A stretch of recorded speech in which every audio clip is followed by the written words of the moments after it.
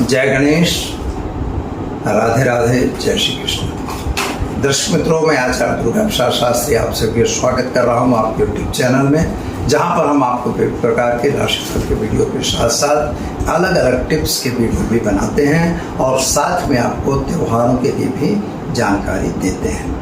यहाँ हम आपको गणपति चतुर्थी का सबसे अच्छा वीडियो बना के आपको बता रहे हैं क्या है उनका रहस्य और क्या है उसकी महत्ता। हम में से कौन ऐसा है कि जो नहीं जानता कि भगवान गणेश हमारे प्रथम पूजनीय देव हैं। पहले हम भगवान के वंदन करेंगे और इसके बाद शुरू करेंगे उनके बारे में बताना। तो दर्शक मित्रों, सुमुखश्चैकदन्तश्च कपिलो गजकर्णकः लंबोदरश्च विकटो विघ्ननाशो विनायकः धूम्रकेतु गणाध्यक्ष भालचंद्रो गजाननः द्वादशैतानि नामानि जपणे सुनयादपि विद्यारंभे विवाहे च प्रवेशे निर्गमे तथा संग्रामे संकटे चैव विघ्नस्तस्य न जायते शुक्लांबरधरं देवं शशिवर्ण चतुर्भुजं प्रसन्नवदनं ध्यायेत् सर्वविघ्नोपशान्तये। आप पर कोई भी प्रकार का विघ्न है, अगर इस श्लोक का आप पठन करेंगे तो निश्चित ही वो विघ्न शांत होते हैं। भगवान गणपति प्रथम पूजनीय देव हैं, तो सबसे पहले उनकी महत्ता यह है कि वो प्रथम पूजनीय देव क्यों। दूसरा नंबर है यह चतुर्थी तिथि को, यानी भाद्रपद शुक्ल पक्ष की चतुर्थी तिथि को भगवान गणपति का प्रादुर्भाव दिन है। इसके पीछे क्या है कारण। तीसरा नंबर आता है कि भगवान गणेश की पूजा कैसे करना, उनकी मूर्ति को हमारे घर में कैसे लाना, पार्थिव गणेश का पूजन और स्थापन कैसे करना, यह भी एक इम्पोर्टेंट प्रश्न है। और इससे भी बड़ा इम्पोर्टेंट है कि हमें चतुर्थी तिथि को ही क्यों गणेश के पूजन करना। इन सारे प्रश्नों का उत्तर मैं आपको एक एक करके दे रहा हूं। तो सबसे पहला उत्तर यह है मित्रों कि जैसे गणपति पूजन प्रथम क्यों, तो जैसा कि शास्त्रों के अंदर वर्णन हुआ है कि पृथ्वी की प्रदक्षिणा करने की बात आई, सभी देवी देवता का नंबर लगा, एक इंटरव्यू हुआ और भगवान गणपति ने अपनी बुद्धि के बल पर, अपनी बुद्धि के आधार से अपने माता और पिता की प्रदक्षिणा कर लिया। बोले ये आकाश की प्रदक्षिणा हुई और माता पिता की प्रदक्षिणा हुई, यानी धरती की भी प्रदक्षिणा हो गई। इसलिए हम आपको चतुर्थी के दिन भगवान गणपति के पूजन की बात करते हैं, क्योंकि भगवान गणेश पूजने में प्रथम आए, इंटरव्यू में अपने में सफल सिलेक्ट हुए। इसीलिए उन्हें गणानां त्वा गणपति गुंगवामहे कहा गया है। वो गणों में सर्वश्रेष्ठ है।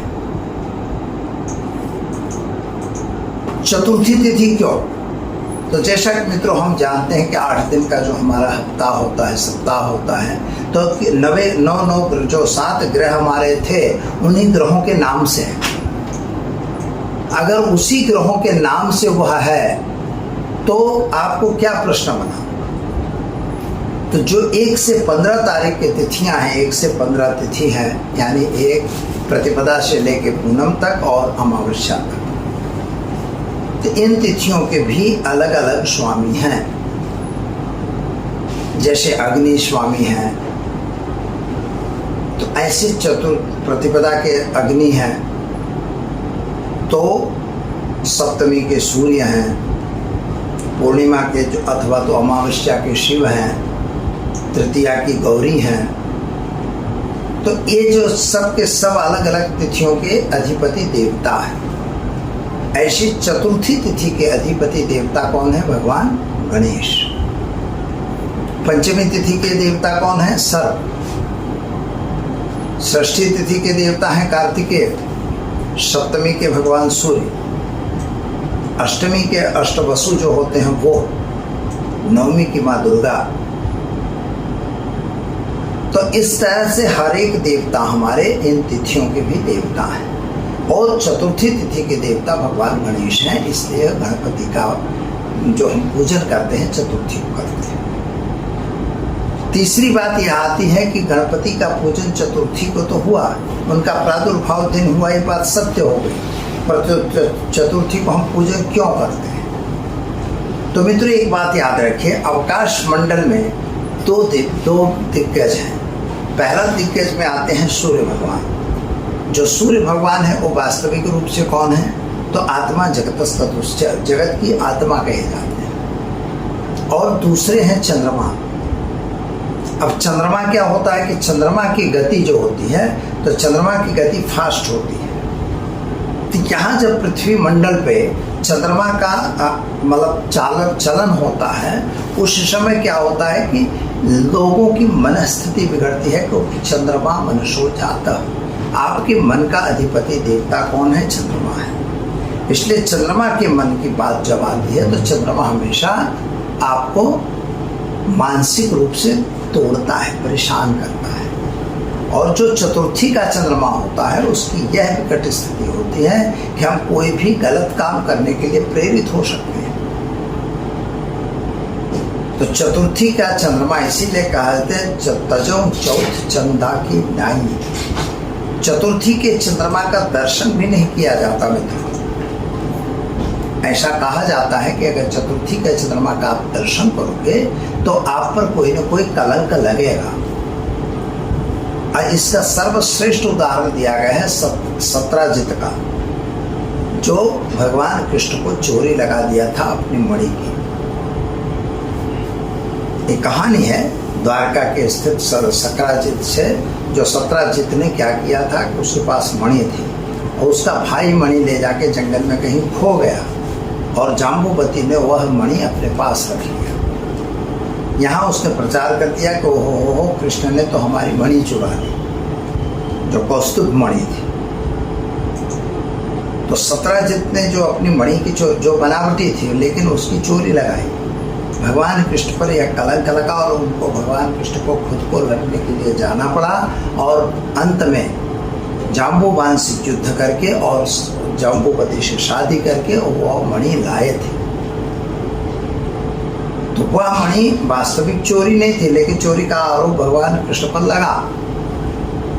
तो यह कहा जाता है कि चतुर्थी का अगर चंद्रमा दर्शन करोगे तो आप पे भी कलंक लगेगा। अब वहां पर स्थिति क्या हुई थी कि भाई इसमें की कहानी है कि माता पार्वती ने जब वो अपने साथ अकेली थी, भगवान शिव स्मशान में चले गए थे। तो जब स्मशान में तप करने चले गए, उसी समय पे माता पार्वती ने एक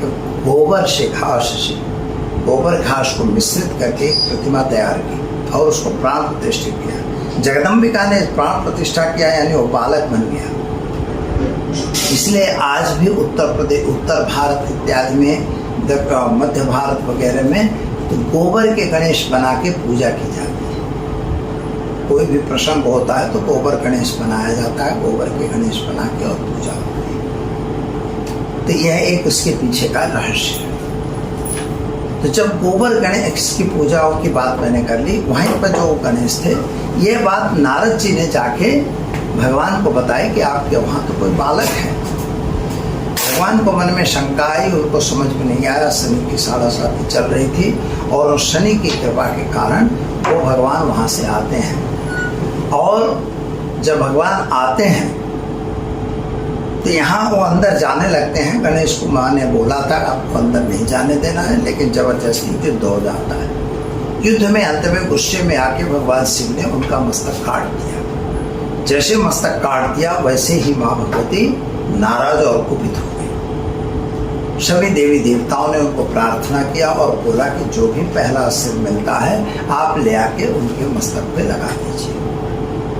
भगवान महादेव मृत्युंजय थे, यानी मृत्यु को विजय प्राप्त करने वाले थे। इसलिए उन्होंने क्या किया कि जय और एक हस्ती का मस्तक सबसे पहले मिला, उसी को काट के लाए और लगा दिया। तो ये जब लग गया हस्ती का मस्तक, तो भगवान गणपति पर वजन तो आ गया एक मस्तक का, हाथी के मस्तक का, तो थोड़ा सा पेट दब गया, इसलिए वे लंबोदर भी बन गए। और सभी देवी देवता इनकी स्तुति करते थे। लेकिन शनि, एक जगह ऐसा भी लिखा है कि शनि महाराज नीचे मूड करके बैठे थे। माता पार्वती ने कहा शनि तुमको प्रसन्नता नहीं हुई मेरे संतान से? तो शनि बोला नहीं माँ बहुत हुई प्रसन्न। तो फिर देखो उठा के मुँह, वो जैसे मुँह उठाते हैं तो बोलते हैं कि ये भी एक कारण था कि उनके मतलब उनका मस्तक फटा क्योंकि शनि की दृष्टि पड़ी। पर ये सब बातें हैं, अलग अलग बातें हैं। भगवान के लिए सब सिस्टम अलग मतलब ज्वाइंट नहीं होती। पर फिर भी ये कहानियाँ हैं, किंवदंतियाँ हैं, इनको सुनना है। अब गणपति महाराज ने जो भी किया उसके हिसाब से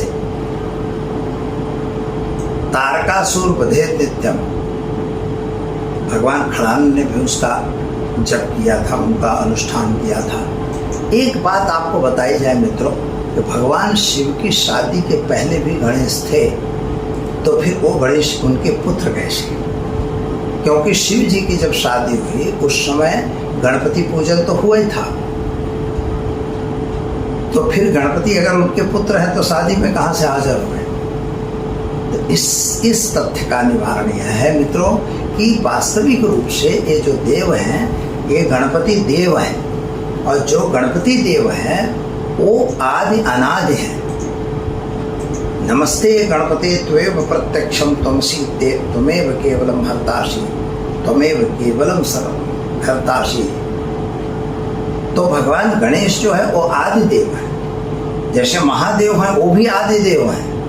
वो कभी भी महादेव मिल सकते हैं, मतलब एक जन्म के नहीं है, वर्षों वर्षों के हैं, हजारों वर्ष जन्म के हैं। सतयुग आता है, कलयुग आता है, द्वापर आता है, त्रेता आता है, फिर सतयुग आता है। ये नियम है, ये चक्रवत परिवर्तनते, यह चक्र के बद जो संसार का टाइम है चलता रहता है। इसलिए भगवान गणेश की पूजा, गणेश की अर्चना अवश्य आपको करनी चाहिए। यहाँ 10 दिन का जो यह पर्व होता है, यह वास्तविक रूप से क्या होता है कि आपको एक दिन के लिए पर्व नहीं लाना, 1.5 दिन के लिए लाइए। 1.5 दिन में अगर चलता है तो ठीक है, फिर कोई 3 दिन के लिए लाते हैं, कोई 5 दिन, कोई 7 दिन, कोई 11 दिन, यानी 10 दिन यह पर्व होगा। अनंत चतुर्दशी को यह पूरा होता है। और यह पर्व जो किया जाता है पूरा, तो पूरे दिन भी रखते हैं लोग।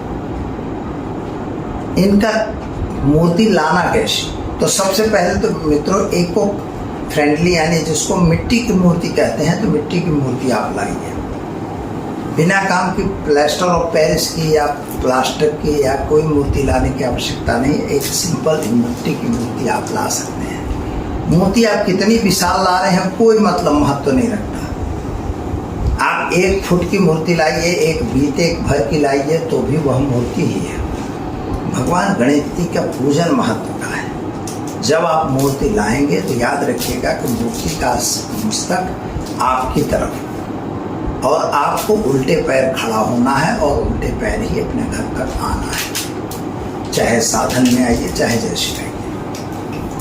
जब उनकी विदाई आप करेंगे तो भी आप ध्यान रखिए कि उनको अपने ही तरफ रखना है और सीधे जाना है, और फिर उनको विसर्जित करना है। माने ऐसा नहीं है कि हम उनको पीछे कर दें। भगवान कृष्ण मतलब जो गणेश हैं, इनकी पीठ भी हमारे घर की तरफ नहीं होनी चाहिए, और आते समय या जाते समय यानी ऑल टाइम से हमें देखने चाहिए, हमारे घर को देखने चाहिए, हमारे गांव को देखने चाहिए। लड्डू मोदक वगैरह उनके प्रिय आहार में है।